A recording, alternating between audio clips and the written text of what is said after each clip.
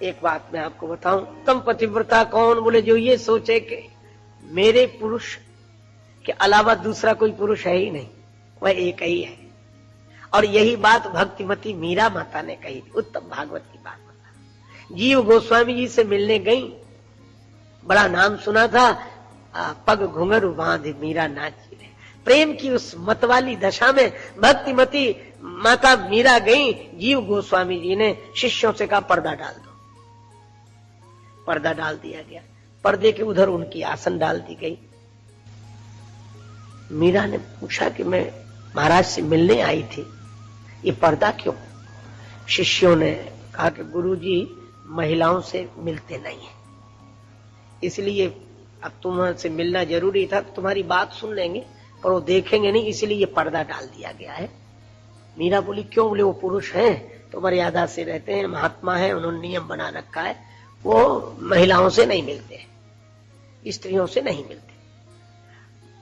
माता मीरा तो खिलखिला के हंसने लगी और बोली, जीव गोस्वामी जी पर्दे के भीतर थे, बोले हाँ ये शिष्य लोग ठीक कह रहे हैं, मैं महिलाओं से नहीं मिलती, मैं महिलाओं से मिलता नहीं हूं। तो मीरा बोली कि मैं कहां गई? मुझे तो लगता था कि मैं वृंदावन में हूं और मैं यह जानती हूं कि वृंदावन में तो एक ही पुरुष है श्री कृष्ण, बाकी तो सब उसकी गोपियां हैं, ये दूसरा पुरुष कहां से आ गया जो गोपी से नहीं मिल रहा है?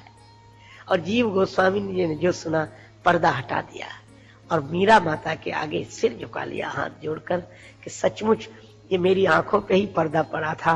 भगवान का भक्त होकर भी मैं स्त्री और पुरुष देख रहा हूं। भगवान का भक्त तो वह है जो सब में अपने गोविंद को देखे, कन्हैया को देखे, वही है।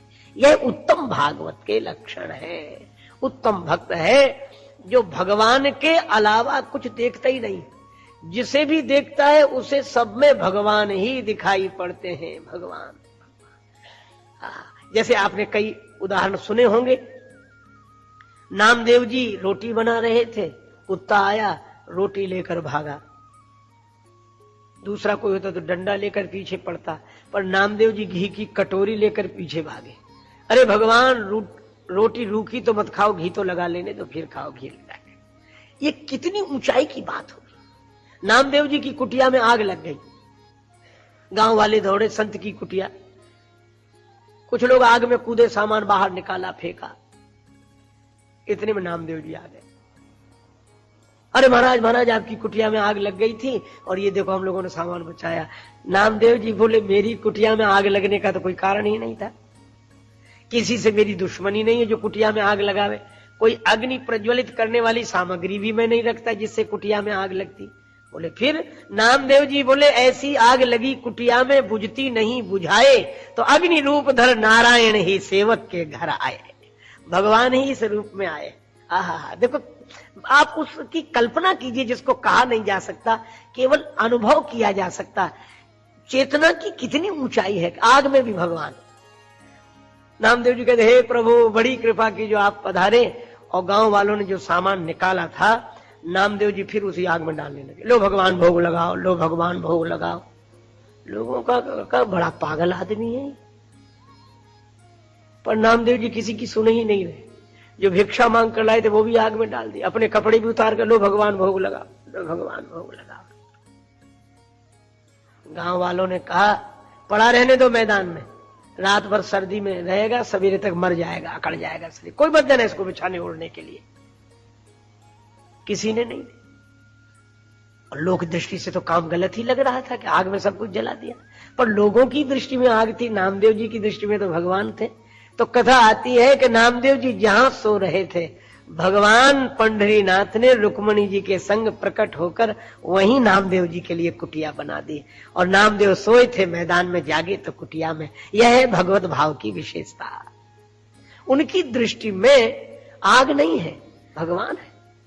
मीराबाई के पास नाग भेजा गया तो नाग में भी उन्होंने भगवान देखा तो हार बन गया। यह दृष्टि, भगवान की दृष्टि जिसके प्रति हो। नामदेव जी एक बार एक खंडहर में ठहरे, वहीं रामकृष्ण विठ्ठल विठ्ठल, रामकृष्ण विठ्ठल विठ्ठल कीर्तन कर रहे थे। किसी ने आवाज सुनी, दौड़ा दौड़ा आया, बाबा यहां रुके, दिन में तो रुकना, रात में मत रुकना। क्यों? प्रेत रहता है, बड़ा भयंकर प्रेत है, बड़ा विकराल रूप है उसका। नामदेव जी बोले नहीं ठहरेंगे, पर भूल गए वो भगवान में तन्मय थे, कहां भूत की याद रखें।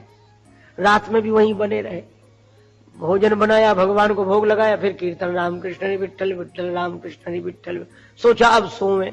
रात को जब सोने लगे तब याद आया कि वो आदमी कह रहे थे इसमें प्रेत रहता, और जैसे ही याद किया वैसे ही प्रेत प्रकट हो गया, बड़ा भयंकर रूप उसका। पर नामदेव जी ने जो प्रेत को इस भयंकर रूप में देखा तो मन विचलित हुआ, पर वो सोचने लगे कि मेरे विट्ठल भगवान के अलावा तो कोई दूसरा है ही नहीं। तो करताल ले ली और एक तारा बजाने, बोले जय हो प्रभु, इस रूप में पहली बार ही दर्शन हुआ है। धनुष्मान लिए रघुनाथ रूप देखा, मुरली लिए यदुनाथ रूप देखा, और कमर पर हाथ रख के पंडरीनाथ रूप देखा, पर इस रूप में पहली बार ही देखा। और कीर्तन करने लगे, बोले भले पधारे मेरे लंबकनाथ। हे लंबकनाथ भगवान, आपकी बड़ी कृपा, बड़ी कृपा बोलो। और जैसे ही लंबकनाथ कह के भगवान का कीर्तन किया तो प्रेत गायब हो गया, भगवान प्रकट हो गए। असल में भगवान का स्मरण करते ही जगत गायब हो जाता है। हमें जगत दिखाई ही इसीलिए पड़ता है क्योंकि हमें भगवान को देखने की दृष्टि नहीं मिली है, नहीं तो भगवान है ही। देखो, एक विचारक ने बड़ी अच्छी बात कही, मुझे बहुत प्रिय लगती है। उन्होंने कहा कि प्रेमहीन दृष्टि से देखा गया परमात्मा ही जगत है। प्रेमहीन दृष्टि से देखा गया परमात्मा ही जगत है, और प्रेम पूर्ण दृष्टि से देखा गया जगत ही परमात्मा है। आप प्रेम ते प्रकट हो ही मैं जाना। आप देखें सब मेरे भगवान के रूप हैं, भगवान ही अनेक रूप रूपाए विष्णवे प्रभु विष्णवे।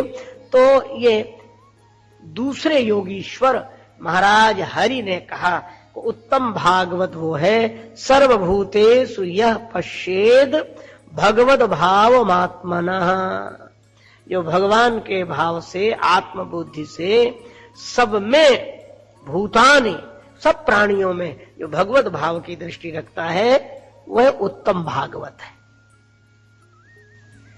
चलो अब दूसरी बात, मध्यम कौन है?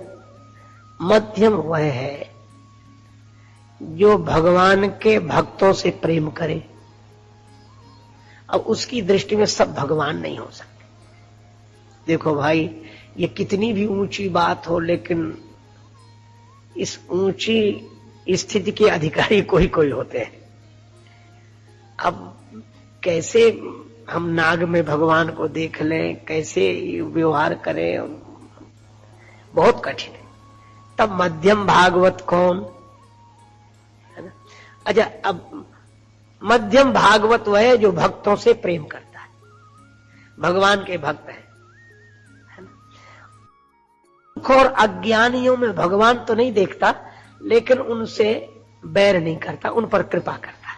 ना समझ है, चलो कोई बात नहीं, ना समझ है, समझते तो ऐसा नहीं कहते, अज्ञानी है इसलिए ऐसा कह रहे हैं, यह कृपा। और भक्तों से प्रेम,